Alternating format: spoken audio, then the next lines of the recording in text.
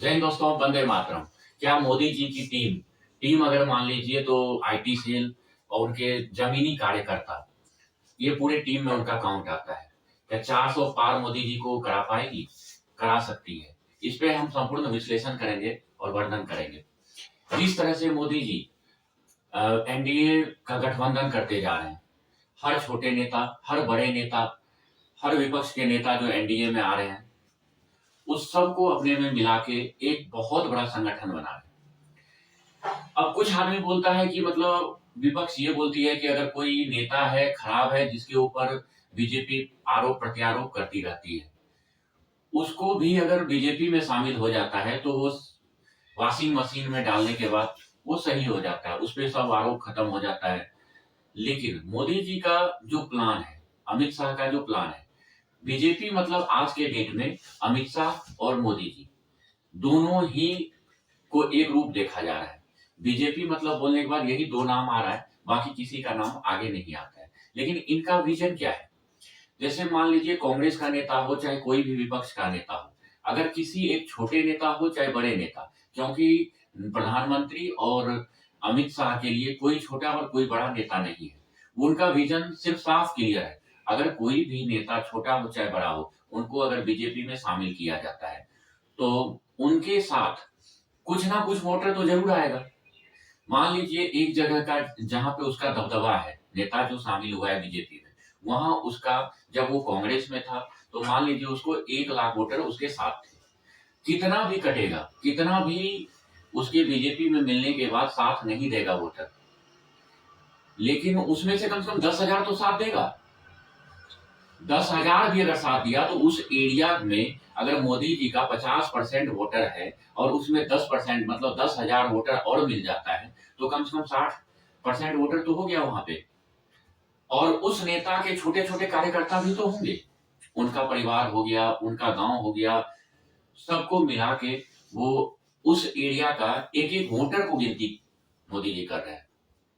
इस कारण से वो कोई भी नेता हो विपक्ष का, चाहे उसका कोई वैल्यू हो चाहे ना हो, छोटे हो चाहे बड़े हो, उसको एनडीए में शामिल किया जा रहा है। एनडीए मतलब पूरे गठबंधन, बीजेपी का जिस जिससे गठबंधन हो रखा है वो सब पार्टी को मिला के जो गठबंधन का नाम है उसे एनडीए बोलते हैं।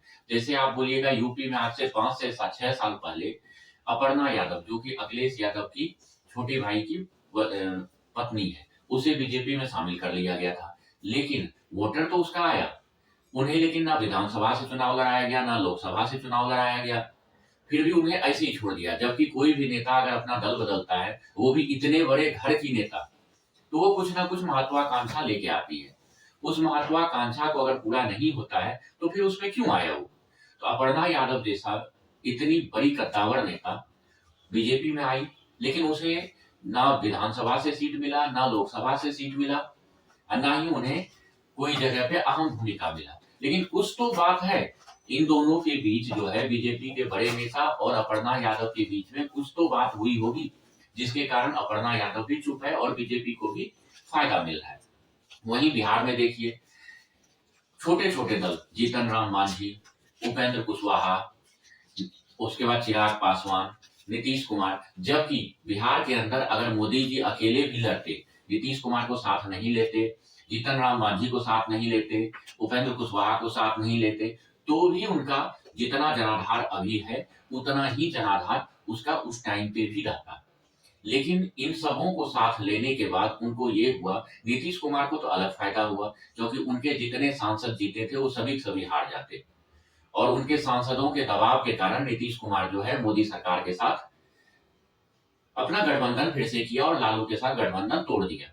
जीतन राम मांझी और उपेंद्र कुशवाहा को लेने का मतलब यह है कि उनके जो जाति समीकरण है वो वोट तो मोदी जी को आता, लेकिन अब क्या है, इनको लेने के बाद जो है उनमें एक मैसेज गया कि हम आपके जाति के एक लीडर को बड़े बहुत बड़ा पद दे रहे हैं और हम अपने साथ गठबंधन करा रहे हैं, तो वो वोट भी खुशी खुशी इनके पास आए। चिराग पासवान तो इनका खुद का हनुमान था ही, वो तो कहीं जाने वाले ही नहीं थे, और पहले से इनके पिताजी भी एनडीए गठबंधन में ही थे।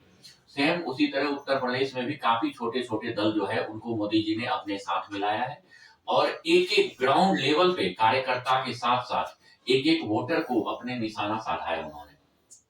सेम कहानी हुआ है उड़ीसा में, पश्चिम बंगाल में और हिमाचल में, राजस्थान में, मतलब हर ऐसा कोई भी नहीं बचा है प्रदेश, राज्य, जहाँ की इन्होंने छोटे-छोटे दल के साथ गठबंधन नहीं किया है। मेन मोटो वही है गठबंधन का कि छोटे-छोटे कार्यकर्ता, छोटे-छोटे घरों से का जो वोटर है, उन सबको अपने साथ लाना और ओनली बीजेपी का 370 क्रॉस करना और पूरा एनडीए मिला के 400 पार करना। अगर यही विजन रहा मोदी जी का, तो 400 पार करना कोई बड़ा लक्ष्य नहीं है, क्योंकि 500 से ऊपर सीट है और 400 लाना कोई बड़ी बात नहीं है, क्योंकि जिस तरह से विपक्ष को देखा जा रहा है, राहुल गांधी का मैनिफेस्टो में हिंदुओं के विरुद्ध में काफी चीज बताना, उनके नेताओं के द्वारा गलत-गलत बात बोलना और इनका विरोध नहीं करना, जैसे स्टालिन है वहाँ पे तमिलनाडु में, हिंदू विरोधी वक्तव्य देना, लेकिन उनका विरोध राहुल गांधी के थ्रू बिल्कुल भी नहीं करना।